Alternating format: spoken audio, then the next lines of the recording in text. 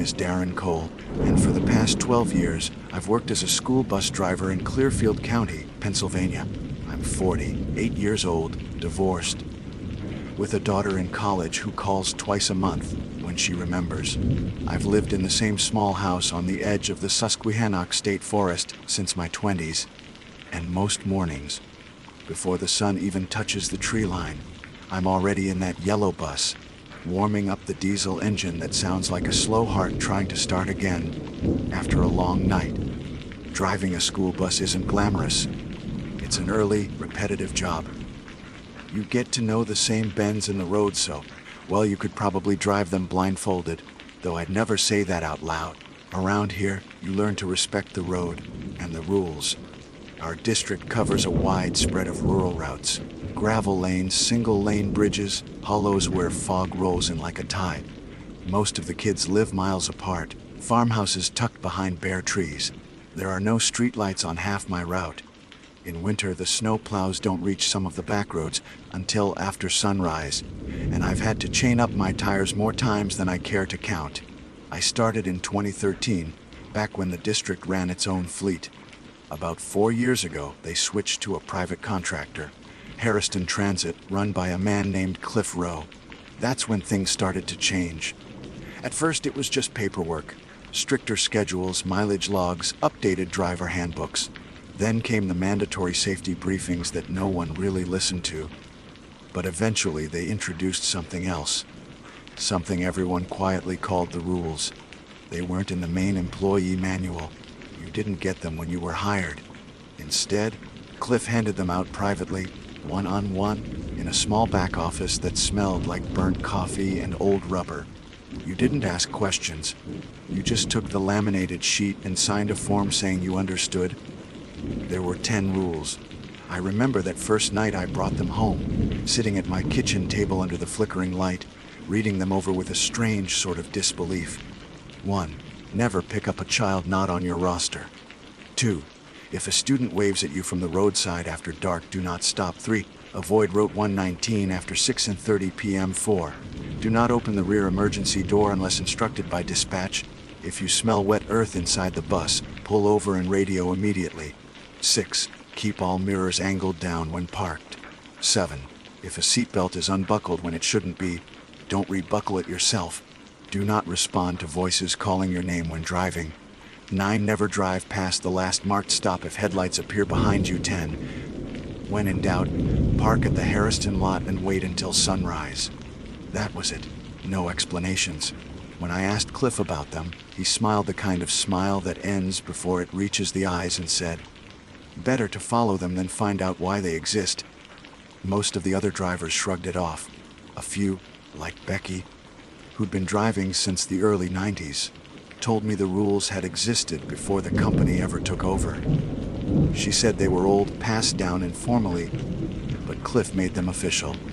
"You'll see what he means," she said once, lighting a cigarette outside the depot.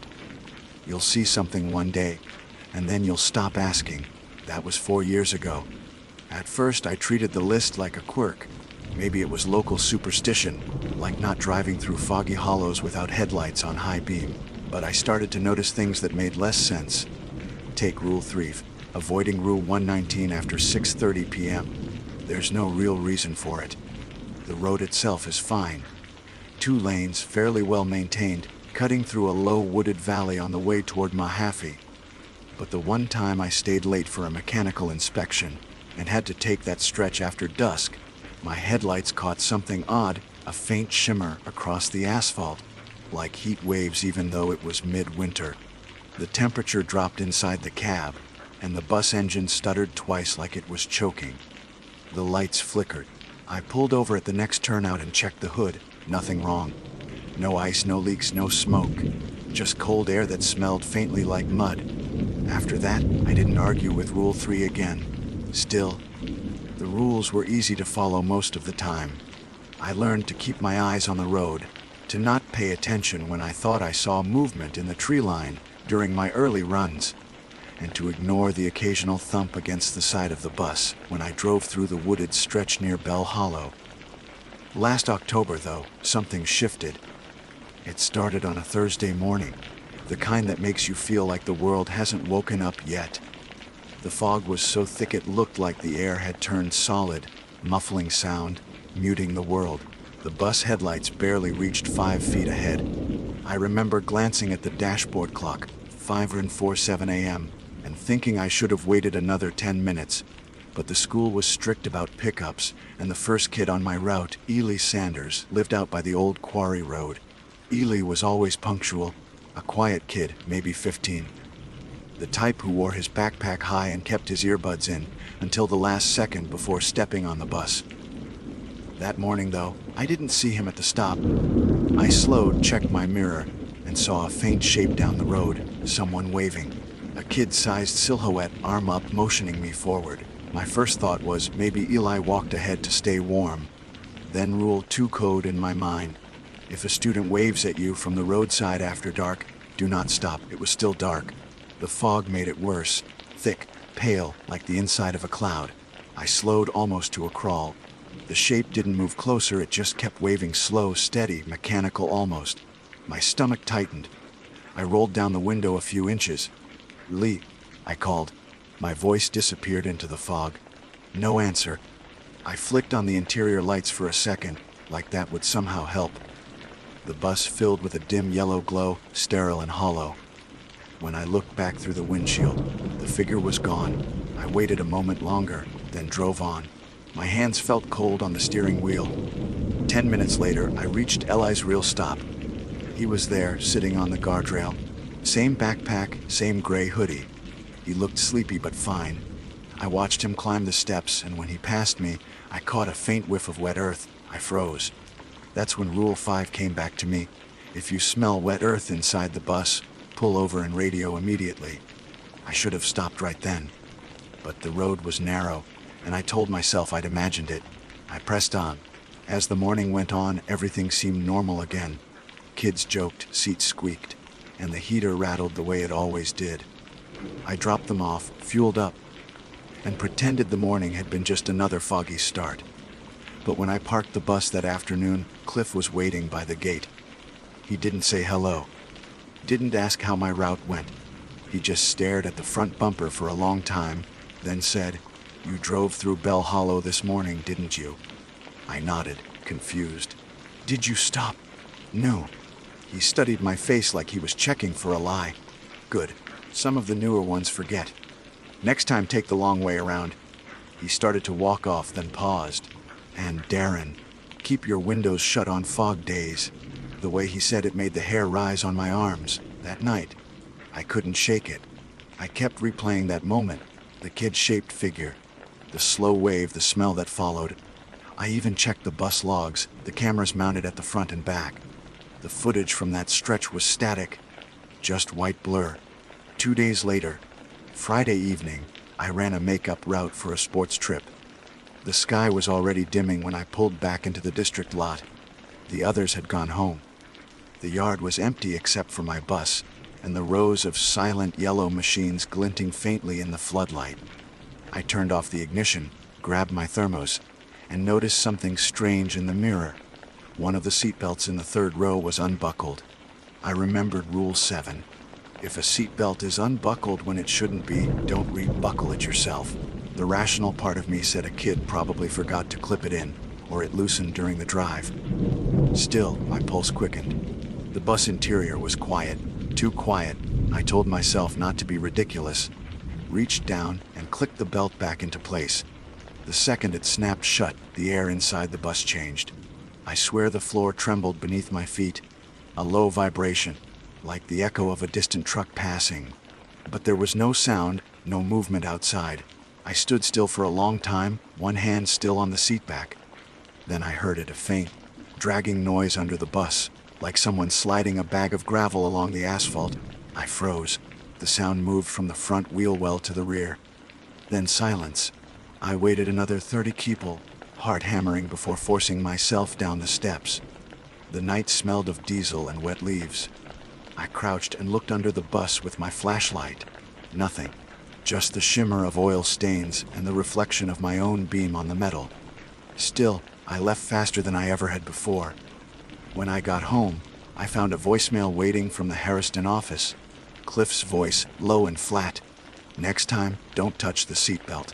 Just don't." He hung up without explaining how he knew. That was when I realized these rules weren't superstition, they were warnings. And I'd already broken one. I didn't sleep that night. Every time I closed my eyes, I saw that slow, mechanical wave through the fog and the empty belt snapping into place. My mind kept looping through the noise I'd heard under the bus. The scraping drag, the hollow stillness afterward. At around 3 in the morning, I gave up pretending to rest. I made coffee and sat by the window, watching the woods at the edge of my yard. The trees there looked black against the faint orange of a distant security light from the paper mill. I kept thinking about Cliff's voicemail, how he knew about the seatbelt when I hadn't told anyone.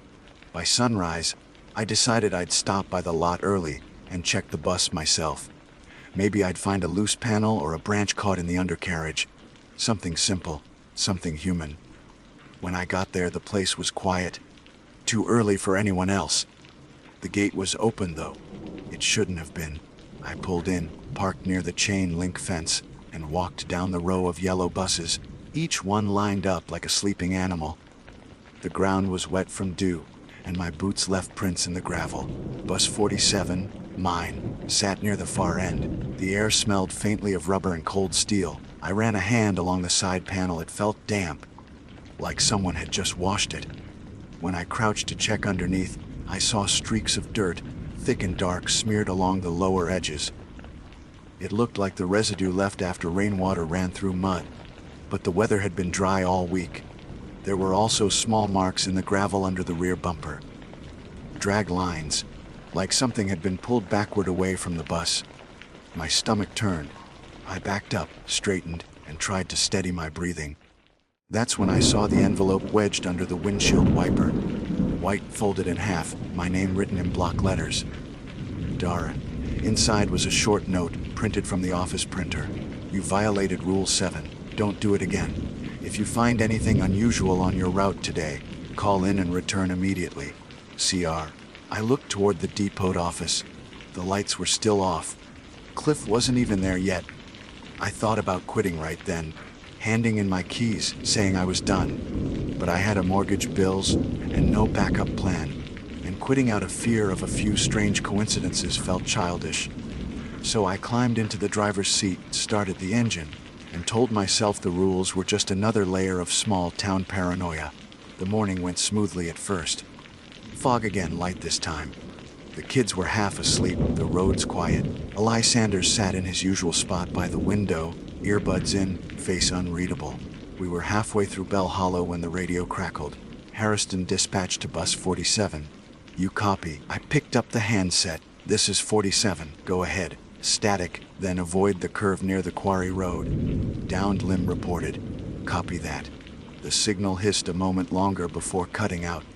That was normal enough. Branches fell often after windstorms, but something about the tone felt off. The dispatcher's voice didn't sound like the regular one, Nancy, who had worked there for years. This voice was lower, flat, almost like someone reading words they didn't understand. Still, I took the detour. When I passed the quarry road, I noticed the same thing as before, a faint shimmer on the asphalt, almost invisible unless you looked at it sideways, like air bending wrong. I kept going, trying not to stare. The rest of the day passed uneventfully. The kids were loud after school, the usual chaos of backpacks and laughter and gum wrappers on the floor. By the time I dropped off the last student, the sun was dipping behind the ridges, turning the trees black. The final stretch of my route, from the old post office to the maintenance lot, runs along a narrow back road without any houses for 2 miles. I've always liked that part. Peaceful, no stops, just the hum of the tires and the smell of pine. But that evening, half a mile from the turnoff, I noticed headlights in the rear mirror. A pair of bright beams, far back but closing fast. I remembered Rule 9. Never drive past the last marked stop if headlights appear behind you. Technically, my last stop had been 10 minutes ago. That meant I should have parked right there, killed the engine, and waited until sunrise, absurd as it sounded. but I couldn't bring myself to do it. I was on a public road with a vehicle behind me. Pulling over without reason might have caused an accident. The lights gained distance until they were maybe 50 feet behind. Too close, then they stayed there. Not passing, not backing off. I pressed a little on the gas. The other vehicle matched me exactly. Something about the symmetry felt wrong. Perfectly wrong. Finally, I hit the turnoff toward the depot. A sharp right onto the gravel lane. The headlights followed for 2 seconds, then blinked out. Gone. No curve, no side road, just dark behind me. When I parked in the lot, my hands were shaking. The floodlights hummed above, casting long yellow stripes across the ground. I stepped off the bus, half expecting to hear that dragging noise again. Nothing, just the buzz of insects. Cliff's office light was on this time. I found him inside, sitting behind his desk, a cigarette burning in the ashtray though he wasn't smoking it. He looked up when I entered. "You didn't stop, did you?" I hesitated. No. It was just some driver behind me. He shook his head slowly. Wasn't a driver. I frowned. Then what was it? He took a long breath, exhaled through his nose. Something that shows up when you break sequence. The rules keep you inside the right pattern, Darren. You stay in the pattern, you're safe. You step out, even once, and it notices. He didn't answer. Just stubbed out the cigarette and said, "Tomorrow, you'll take a shorter route. Skip Bell Hollow for now." I wanted to press him, but the look in his eyes stopped me. There was no warning, no anger, just fatigue. The kind that comes from carrying knowledge you wish you didn't have. That night, I parked my truck close to the house, kept the porch light on. I even left the curtains open in the living room so I could see the edge of the forest. At around 11:20, my phone buzzed with a message from an unknown number. Bus 47, window left side. No context. Just that line. I stood there in the glow of the TV, staring at the text until the timestamp updated to 11:21 p.m. I looked out my front window, half expecting to see the bus sitting in the drive like some bad dream. But of course, it was still locked up in the depot lot. I deleted the message and tried to convince myself it was a prank. The next morning, I almost called in sick, but stubbornness, or pride, made me show up anyway. The sunrise was washed out, pale and pink, the kind that promises rain. When I got to bus 47, there was condensation on the windows, heavier on the left side. As I wiped a circle clear, I froze. Inside, drawn with a fingertip on the fogged glass, were 5 small handprints, each one the size of a child's. They trailed along the aisle window, descending toward the back seat. I opened the door slowly, the hinge creaking like an old hinge in a church. The smell inside wasn't right. Faint damp like turned soil. Rule 5. I almost radioed right then, but the dispatcher's channel was silent when I tested it. Just low static, like a breath that never finished. Against better judgment, I walked down the aisle, eyes flicking over each seat. The handprints were smudged now, but they formed a line. 5, then 4, then 3, tapering toward the rear. When I reached the last row, I stopped. The seatbelt I'd buckled 2 nights before was unbuckled again, and there wedged between the cushions was something small and brown, a folded piece of paper, damp at the corners. I pulled it out carefully. Inside, in shaky handwriting that looked like it had been written with a dull pencil, were 3 words: "Don't drive today." No signature.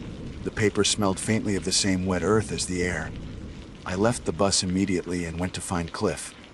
But when I reached the office, a note on the glass read "Ofa if silosity, gncyinspitia on our ogress." No one else was around.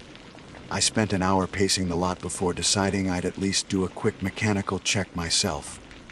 When I walked back to the bus, though, the condensation was gone. The windows were clean. The paper was still in my hand, but the smell had faded, like it had never been there. I got through that day somehow. Every mile felt heavier. Every corner of my vision kept catching shadows that didn't exist. That night, when I parked the bus, I left the belt unbuckled. And for the first time in years, I dreamed of the road. In the dream, I was driving the same route, but the sky was colorless, neither night nor day. The bus was empty except for the faint sound of children whispering somewhere behind me, overlapping voices, impossible to distinguish. I kept my eyes on the mirror, and in that reflection, I saw rows of small hands pressing against the glass, leaving streaks of dark water down the inside. Then one voice rose above the others. A boy's, quiet and close. "You weren't supposed to stop." I woke before dawn, sitting upright on the couch, heart pounding. The first thing I noticed was the smell, faint, unmistakable, drifting through the open window. Wet earth. And from somewhere outside, just at the edge of hearing, came the sound of gravel shifting, slow, deliberate steps across my driveway. The sound of footsteps stopped just below my living room window. I didn't move. The curtains were open, but the lamp inside made the glass act like a mirror. I could see only my own reflection. Wide eyes, gray t-shirt, coffee mug trembling in my hand.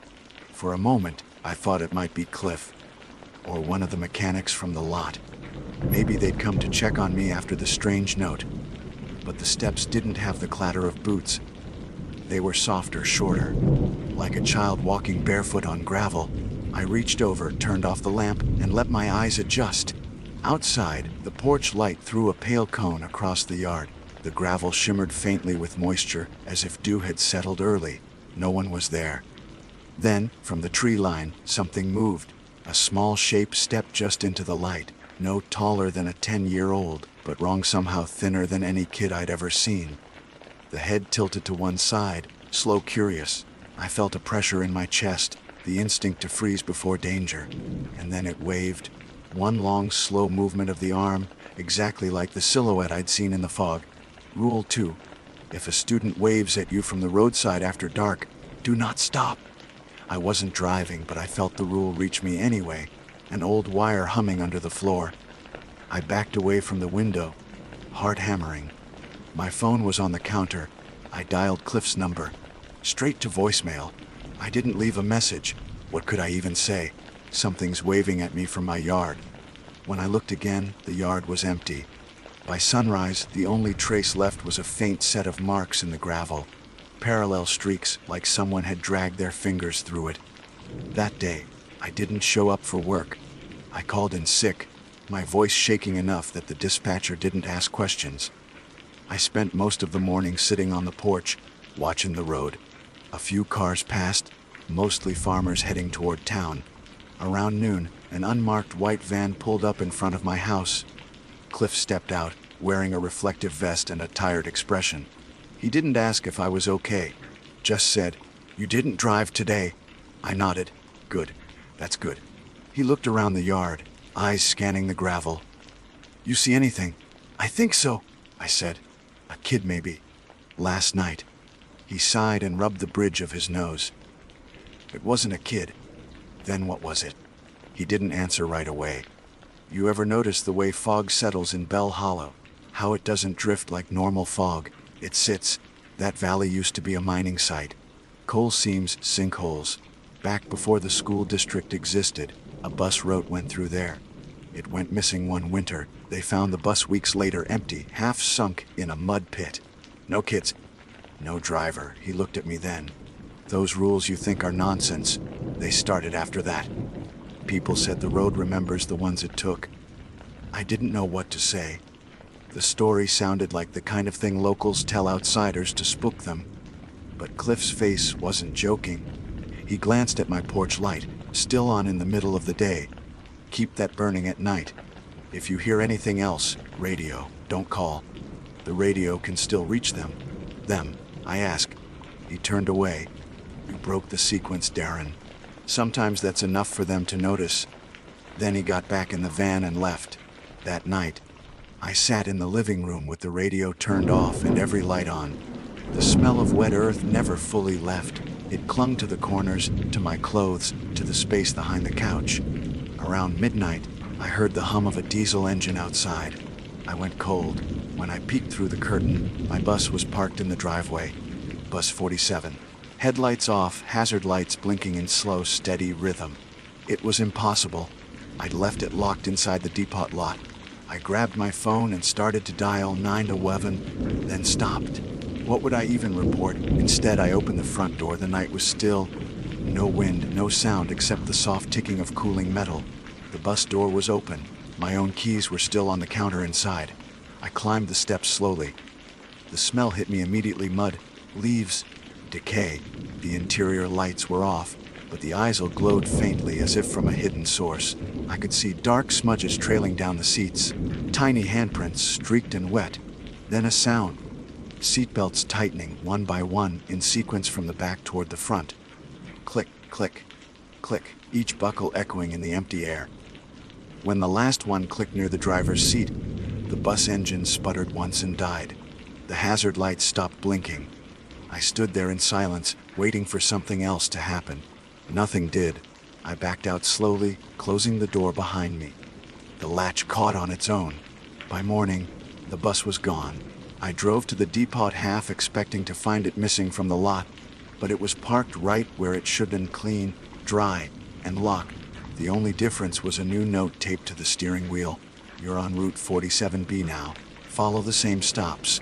Do not alter sequence. My name wasn't on it. When I found Cliff in the office, he looked worse. Dark circles under his eyes, hair uncombed. I showed him the note. He read it once, nodded, and said, "Then you're reassigned?" What does that mean? It means the route changed. Don't miss a stop. Don't drive past the last one. I stared at him. You think that bus drove itself to my house? He looked up from his desk. You think it didn't? That shut me up.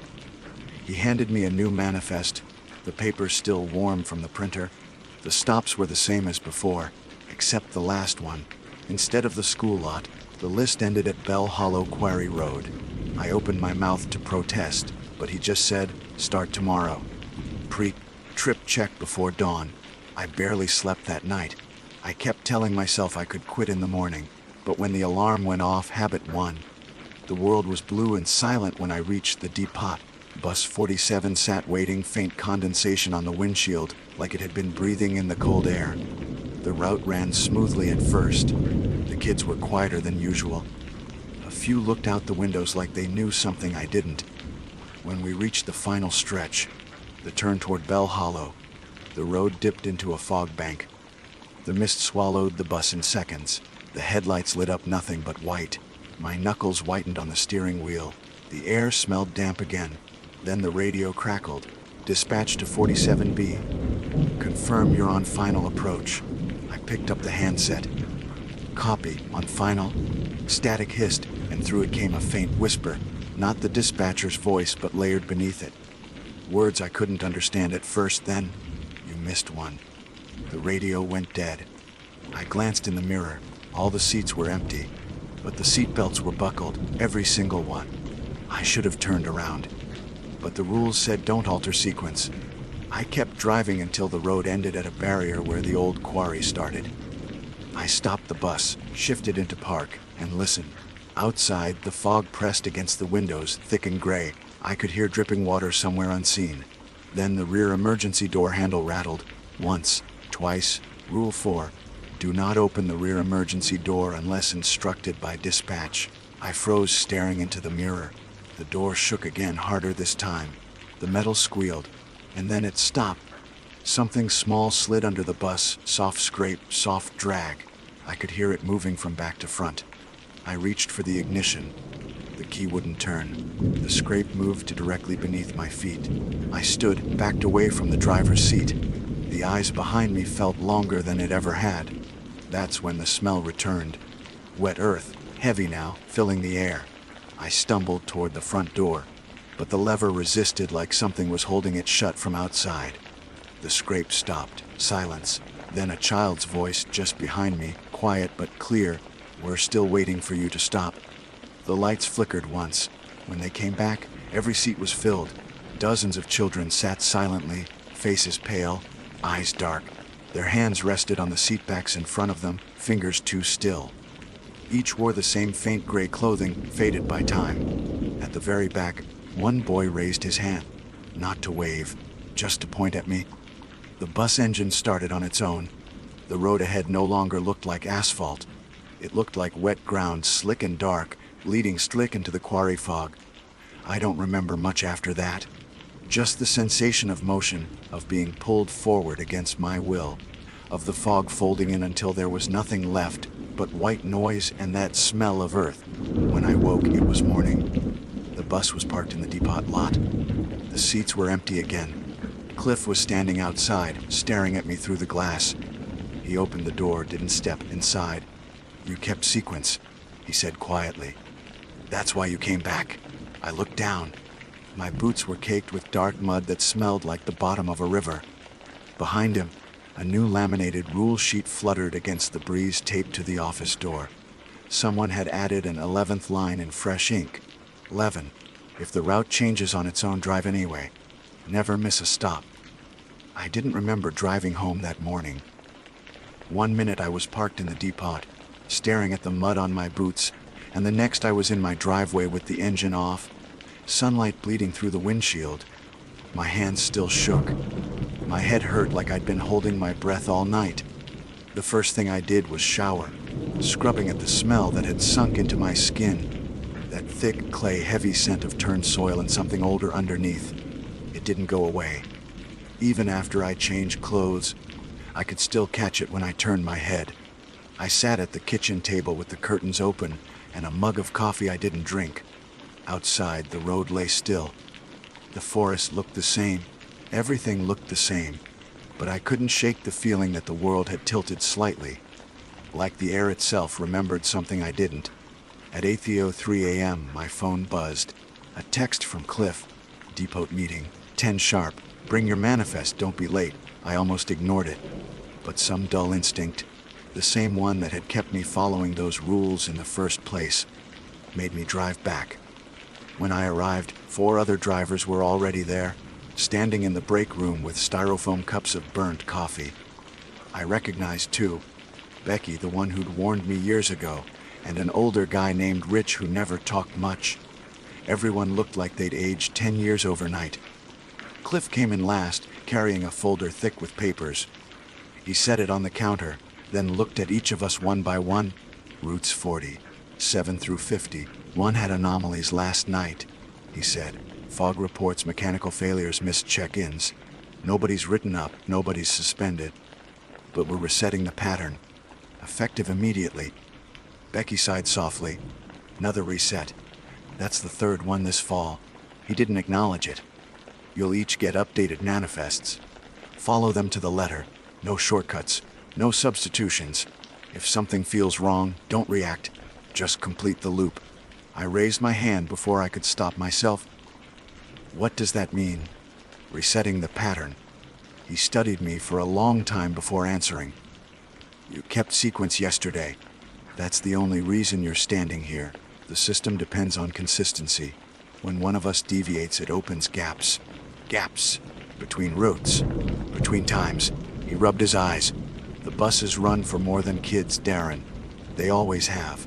The room went quiet. Rich muttered, "Don't start that again." Cliff ignored him.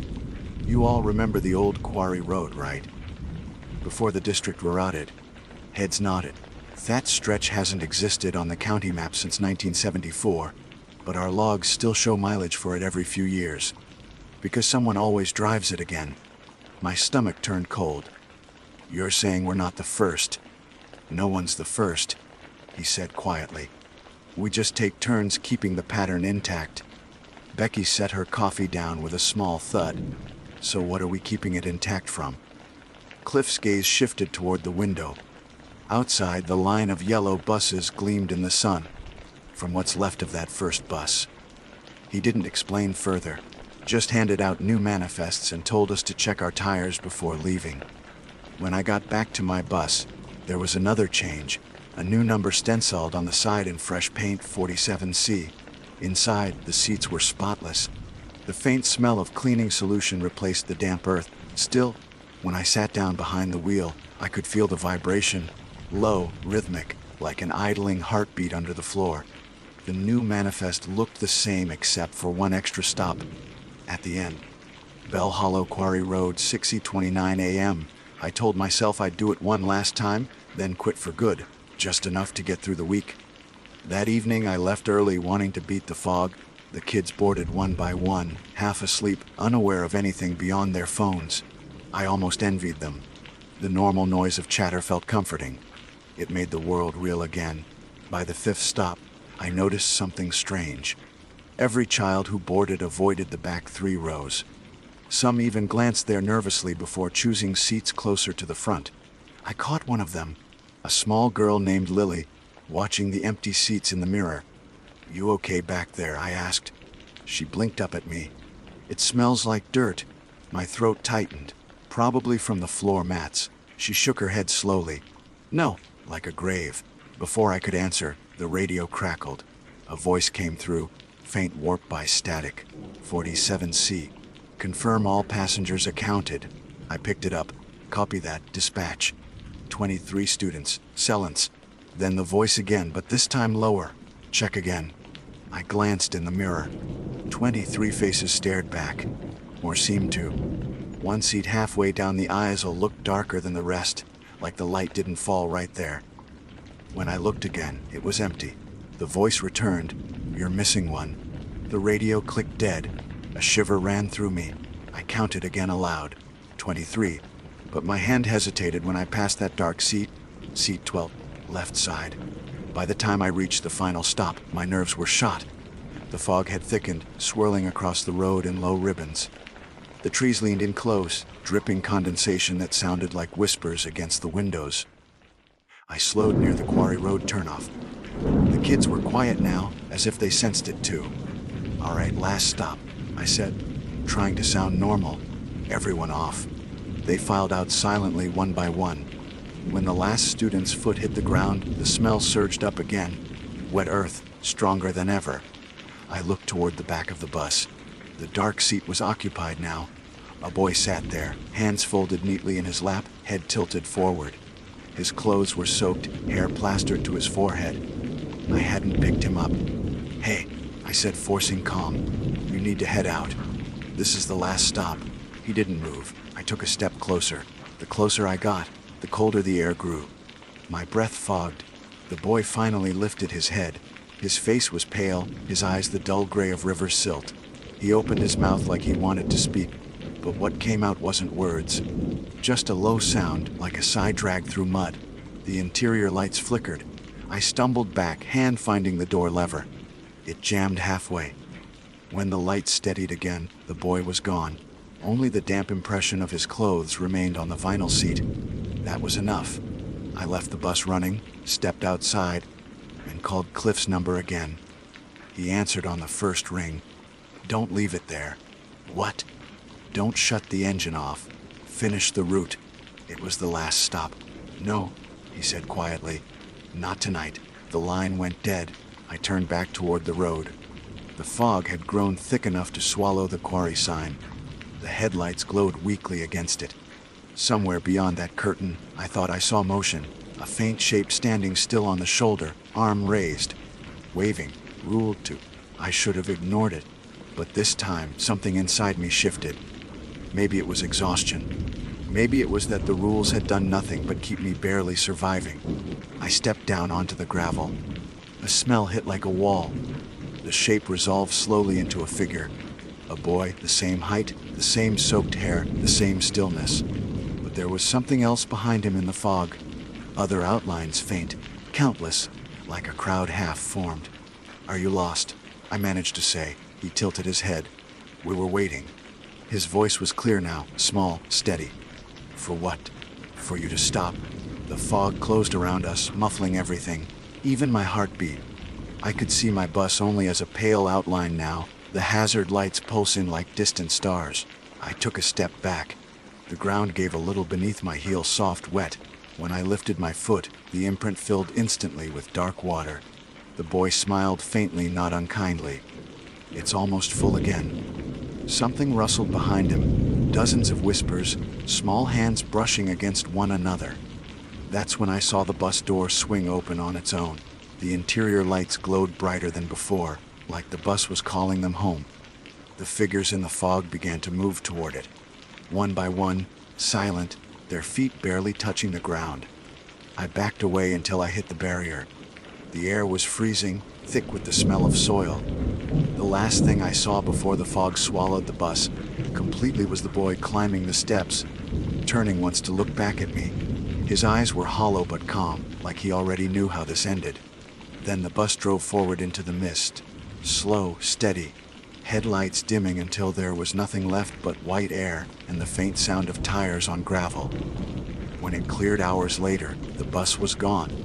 The quarry road was empty except for wet tire marks that ended abruptly at the edge of the drop. I stood there until sunrise, half expecting to wake up again in my driveway. But I didn't, and when I finally walked back toward town, the only thing left behind me was that smell, faint clinging following the wind. By the time I made it back to town, the sun had burned through most of the fog. You'd never know anything had happened out there. The roads were clean, dry, and ordinary. Only my shoes told a different story. Mud baked into every seam. Dark as oil, still smelling like the quarry. I didn't go home first. I drove straight to the depot. The lot looked normal from the road, but when I pulled in, the air felt wrong, heavy. The kind of heaviness you feel before a thunderstorm, only drier, as if the air was pressing down instead of charging up. Bus 47C wasn't there. Every other vehicle was parked neatly in its row, yellow paint glinting in the morning light. But the space where mine should have been sat empty, a perfect rectangle of undisturbed gravel. Cliff's office door was open. I didn't bother knocking. He looked up from his desk when I walked in, like he'd been expecting me. No surprise, no alarm, just that same tired stare. "Where is it?" I asked. He didn't answer right away. Just lit a cigarette, inhaled once, exhaled through his nose. "Sit down, Darren." I said, "Where's my bus?" He looked past me, toward the window that faced the lot. "Where it always goes when the pattern closes." I didn't sit. "It went over the edge last night." I watched it. "You knew that would happen, didn't you?" He tapped ash into an empty mug. "It didn't crash." I almost laughed. "Then where the hell is it?" He met my eyes finally. "You wouldn't believe me if I told you. Try me." He sighed and reached into a drawer. From it, he pulled a thin folder, yellowed around the edges. He slid it across the desk. The tab read Haristo Rauti 47 and CIFRUTS 1974-20 Londine. Inside were old photocopies, handwritten logs, and black and white photos of a wrecked bus half submerged in a pit of mud, the faces of children blurred in the grain. "That's the first one," he said quietly. "Happened in February 1974. Bus 47. Rode through Bell Hollow, 23 students. Never found their bodies. Only the driver." He paused, then added, "He was sitting in the front seat when they pulled the bus out. Seatbelt buckled, lungs full of dirt." I flipped through the rest of the pages. Each year or two, another incident. Equipment failure. Unexplained disappearance. Road anomaly. Each one ending with the same note in the margin: Rasas Pitaran. Ra'asijan Rayu. "You think this?" I gestured toward the folder. "Is what's happening again?" He nodded once. "It's never stopped happening. We just learned how to contain it." My throat felt dry. Contain it? By what? Sacrificing buses. Me keeping the pattern running. He leaned forward, elbows on the desk. "Every few years, the route slips. The line between where the road ends and wherever that place begins gets thin. So we drive it. Keep it alive. Keep it moving. Because if the road stops, it spreads." I stared at him. "You're insane." "Maybe," he said, voice steady. "But you saw them, didn't you?" I didn't answer. "Then you know I'm not wrong." He stubbed out the cigarette. "Another bus will appear before the end of the week. New paint, new manifest. Happens every time. We'll number it 47D. Someone will need to drive it." "You can find someone else." "You're already in the pattern." I left without another word. Outside, the light seemed too sharp. The world too normal.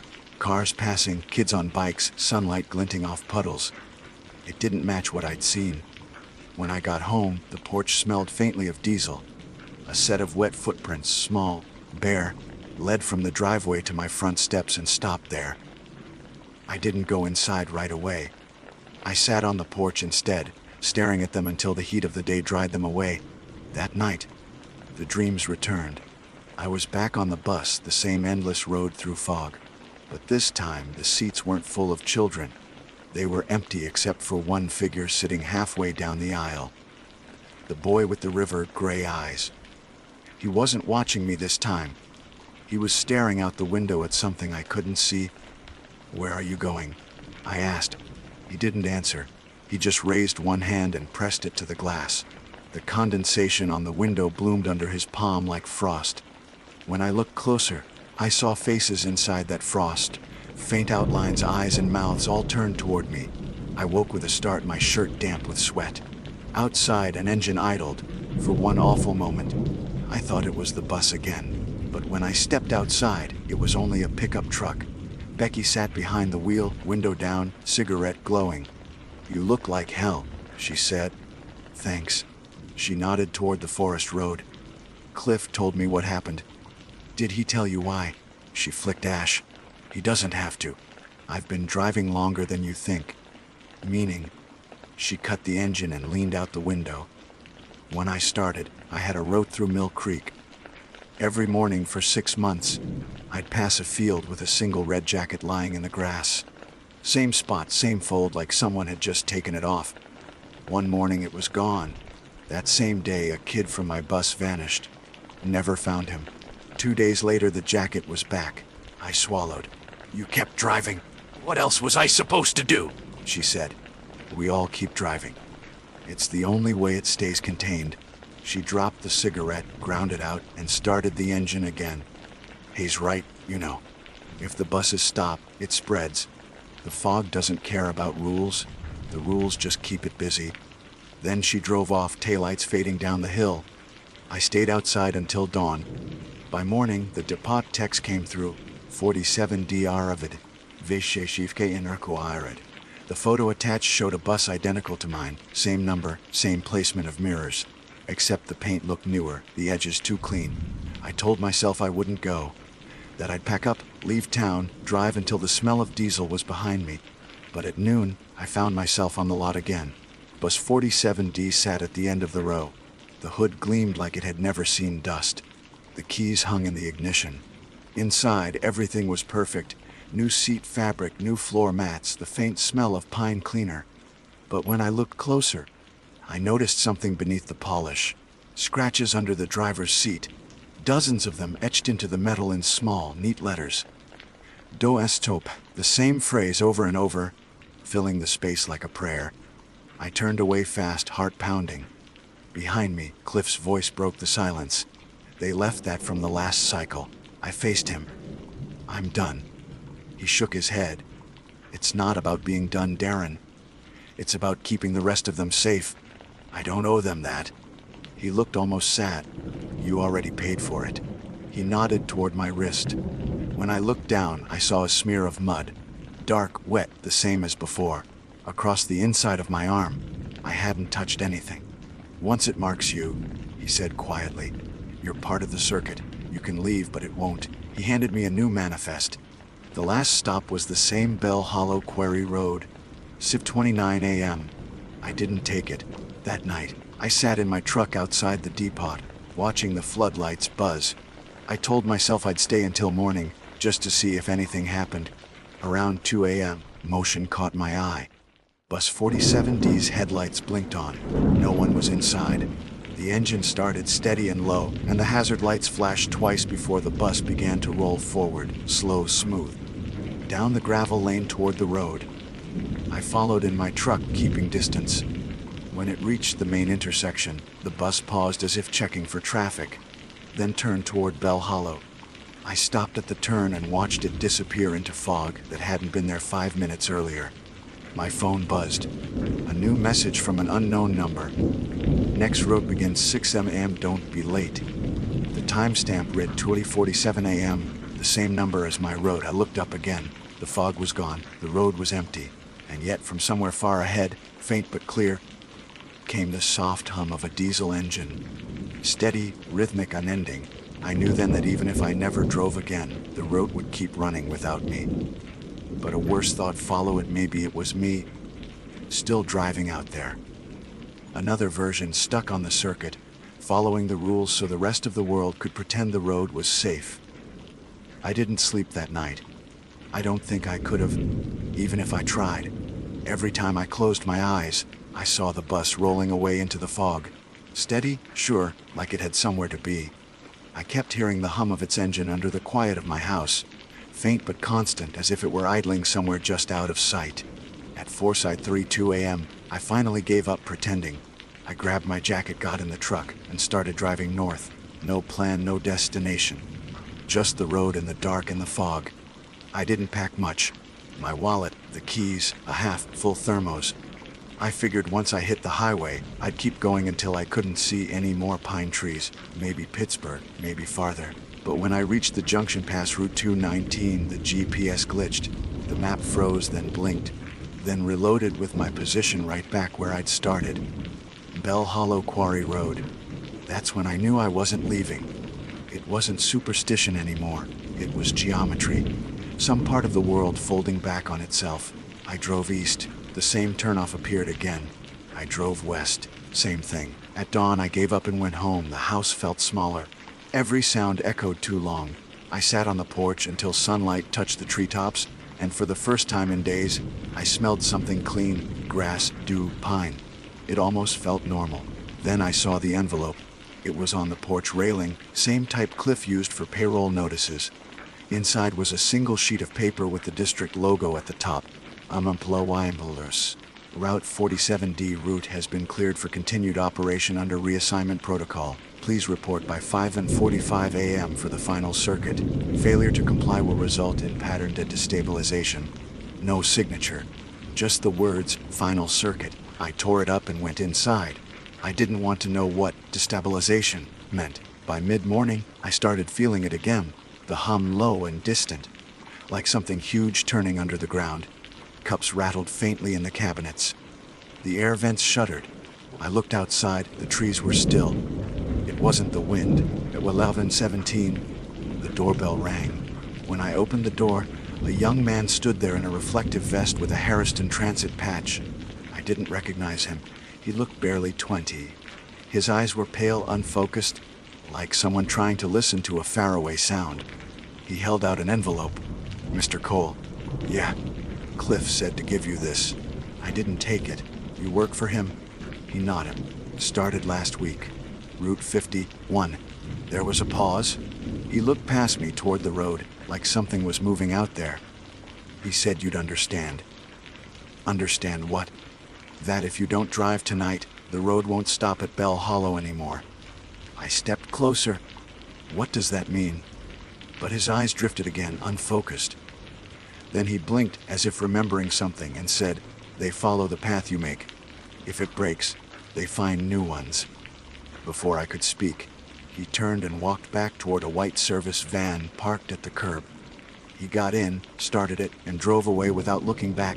The envelope sat where he'd left it on the porch rail. I didn't want to open it, but I did anyway. It was a single manifest, 47D, Fenelcircuit, same stops. The last line was different this time. "Ent Taranis, Ramen Sitsu Tanil Avile." That afternoon I went into town. I don't even know why. Maybe to convince myself there was still a normal world outside that valley. The diner was half full, same faces as always, the same bell over the door. Becky was there, sitting alone at the counter. When she saw me, her mouth tightened. "Cliff got to you, didn't he?" I said. She stirred her coffee. "He doesn't have to get to anyone. The pattern does the work. What happens if we don't drive?" She met my eyes then. The roads start forgetting where they end. That doesn't even mean anything. She sighed. "Will, you'll see." I waited for her to explain, but she didn't. When I left, she called after me. "Whatever you do, stay in the seat. That's the only part that matters." The rest of the day blurred. By sunset, I was back at the lot. Bus 47D was waiting. The paint was duller now, the shine gone. It looked older, somehow. Not worn, but aged, like something that had been pulled out of a memory. The keys were already in the ignition. Cliff wasn't there, but his office light burned. Through the glass, I saw a single note taped to the door, "Deriviuentalitis tups, tan it." I thought about walking away, about letting whatever came next come without me.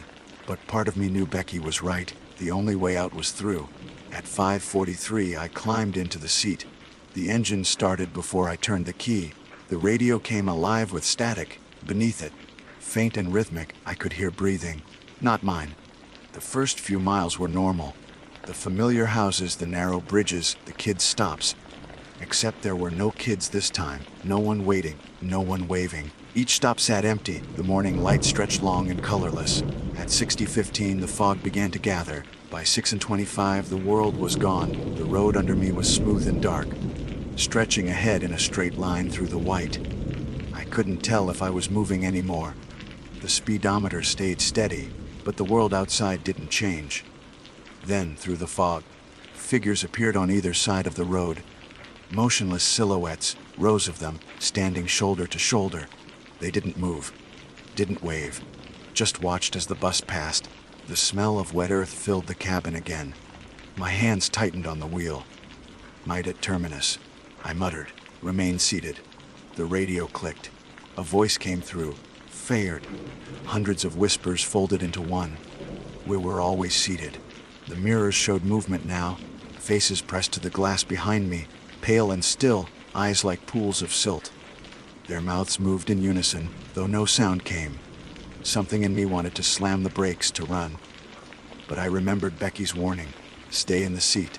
The road curved sharply then, though I never turned the wheel. The fog thinned just enough to show the quarry ahead. The same drop-off, the same ridge. Except now, the edge wasn't an edge. The ground fell away into darkness that looked almost liquid, a surface rippling without wind. The bus slowed on its own. The voice came again, clearer this time. Stay until arrival. The engine sputtered once. The headlights dimmed.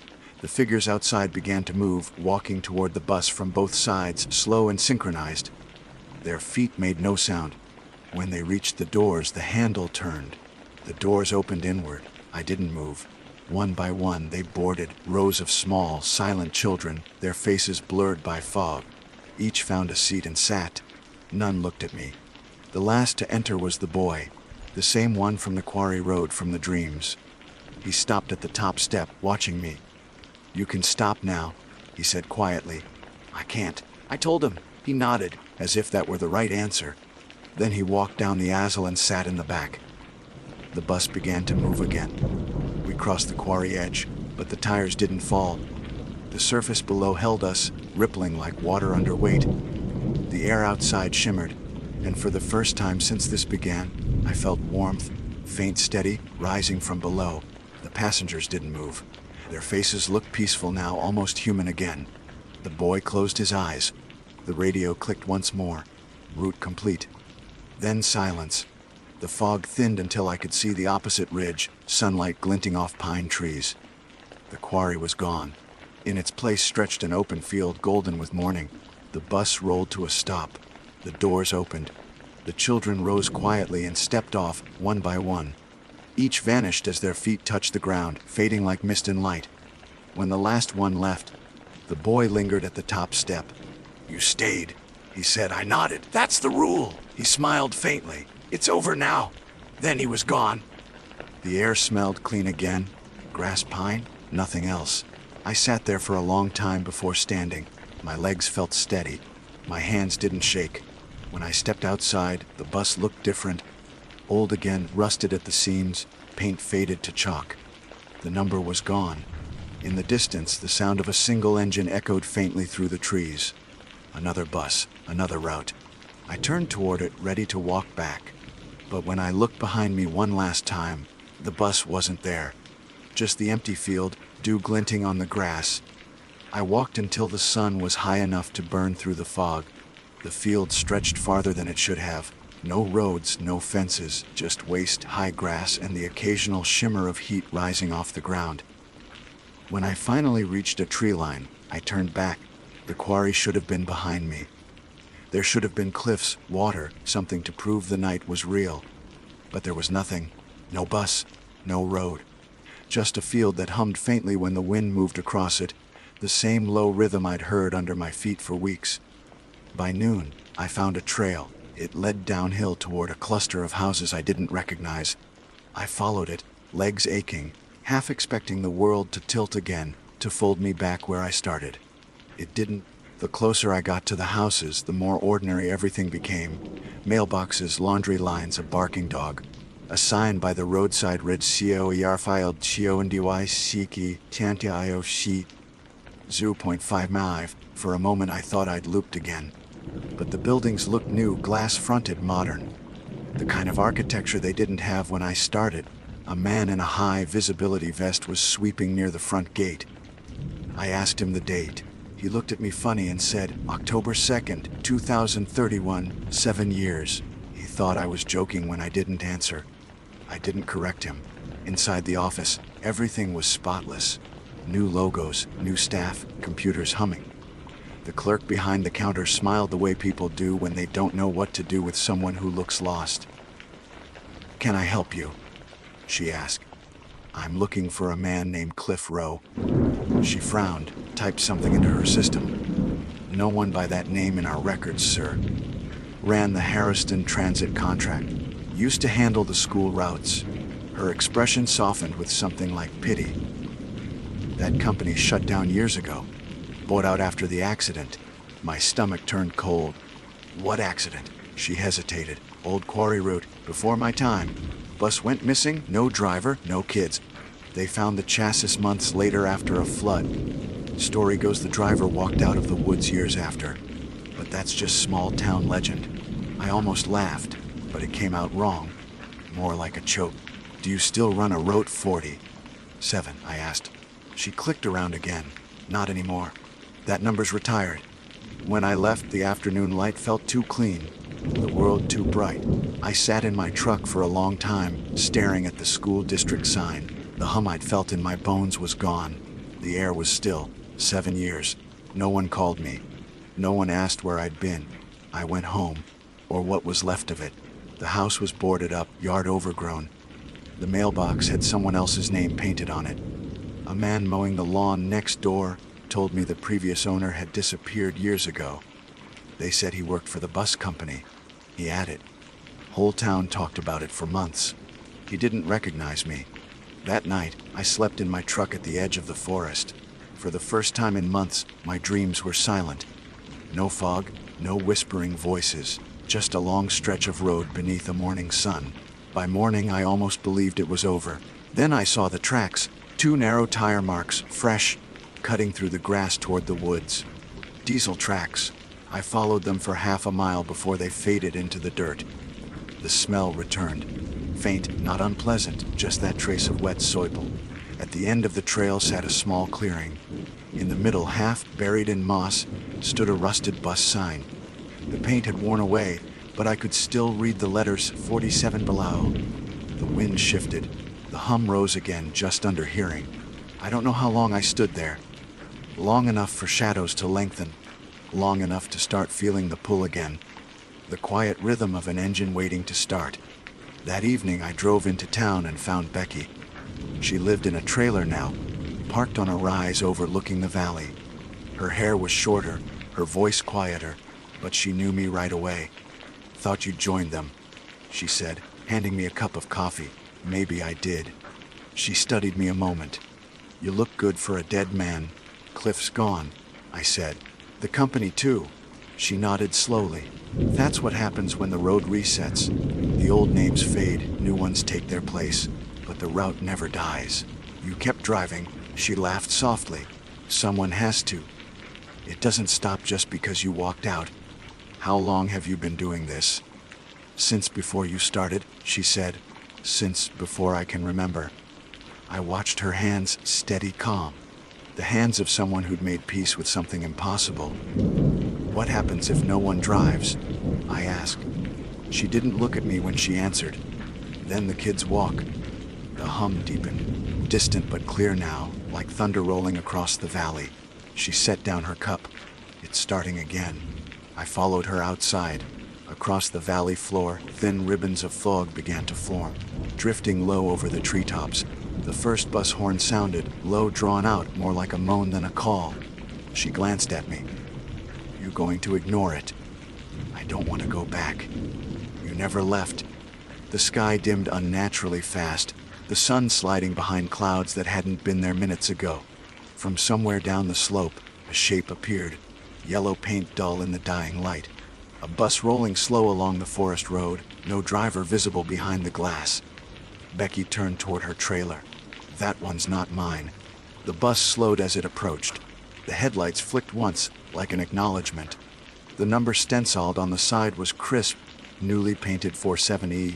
The door hissed open. Inside, the aisle glowed faintly with that same knot, quite light I'd seen in my dreams.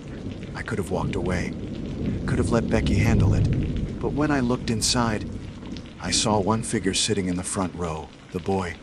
His clothes were dry now, his face calm. He met my eyes. It's easier when you know where you're going. I stood there, every muscle in me screaming to run, but something in the way he said it, quiet, steady, not pleading, made me step forward. Becky watched but didn't move. "Drive safe," she said softly. "Don't miss a stop." The doors closed behind me. The engine purred to life, smooth as breath. The dashboard clock read 6:00 a.m., though the sky outside was still dark. The boy turned his head toward the window, and as he did, I saw the faint reflection of others behind him. Rows of small faces waiting in the dark, patient, endless. The radio clicked once, and Cliff's voice, older, distant, came through the static. "Welcome back, driver." The bus began to roll forward on its own. The road outside shimmered in that soft silver light, stretching endlessly ahead. For the first time, I didn't fight it. I placed both hands on the wheel, steady. The boy leaned back in his seat. "You'll see them again," he said quietly. "The ones who stopped too soon. They still ride." I nodded, eyes on the road. The hum rose beneath us, low and endless, blending with the heartbeat in my ears. The fog thickened, swallowing the trees one by one, until there was nothing but white and motion, and that faint rhythm of wheels on asphalt. Somewhere behind us, another horn answered. Another bus, another route, keeping the pattern alive. And somewhere far ahead, beyond the fog, beyond whatever came next, I thought I heard children laughing. Not eerie, not ghostly, just kids being kids. For a second, it almost felt like everything made sense. Maybe that was the point. Maybe it was never about fear or punishment or rules. Maybe it was about keeping something from being forgotten. The road stretched on. I drove, not because I had to anymore, but because the world needed someone who would. The radio clicked one final time. Route complete. The fog opened like a curtain, revealing dawn spilling over a quiet valley below. The bus rolled smooth down the hill, sunlight catching on its windows, turning everything gold. When we reached the bottom, the road split in two, one path fading into the forest, the other vanishing into mist. The boy pointed left. "That one." I turned the wheel, the hum softened. The bus coasted to a stop. For a moment, the world held still, and then the door opened. Light poured in, bright, clean, warm. The boy stood, glanced back once, and said, "You kept the pattern." Then he stepped out, and the light swallowed him whole. The bus was empty again. The radio was silent. Outside, the fog was gone. I looked in the mirror one last time. For a second, I thought I saw a reflection that wasn't mine. Cliff, maybe, or someone older, watching from the seat behind me. Then it faded. I started the engine, the sound clean and alive. The road ahead was clear. So I drove, and somewhere between the trees and the sunlight, I realized that for the first time in years, I didn't smell wet earth anymore. Only the faint scent of morning air, dry and real. The pattern held, and maybe that was enough.